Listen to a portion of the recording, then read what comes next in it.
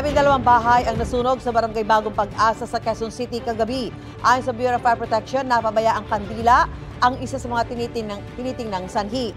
Yan ang unang balita ni James Agustin. Binulabog na naglalagablab na apoy ang mga residente ng Barangay Bagong Pag-asa sa Quezon City bago mag-10 kagabi. Mabilis na nakaresponde ang mga bumbero dahil pader lang ang pagitan ng residential area at headquarters ng Bureau of Fire Protection. Wala pang 10 minuto itinasang sunog sa ikalawang alarma.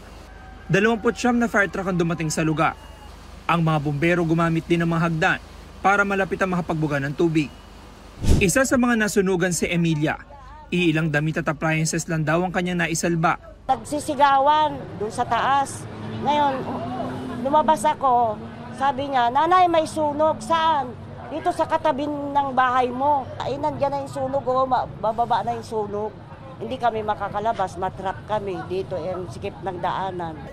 Si Arlene naman isinakay sa truck ang mga naisalbang gamit. Nanlulumo siya dahil wala na silang babalikang bahay ng kanyang asawa. Malakas ng apoy. Tapos? Ayun, nag-ano na lang kami sa mga gamit namin na nataranta na kami. Ayon sa mga taga-barangay, 12 bahay ang nasunog. Inaalam pa ng mga bumbero ang kabuang bilang ng mga pamilyang naapektuhan.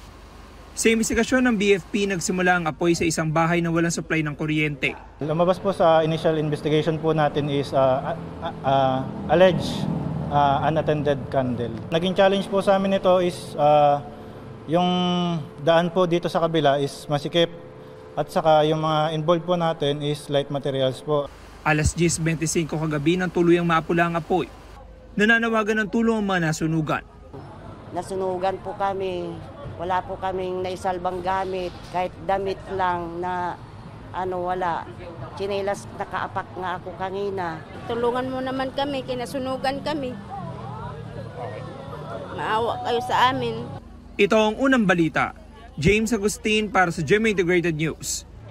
Gusto mo bang mauna sa mga balita? Mag-subscribe na sa GMA Integrated News sa YouTube at tumutok sa unang balita.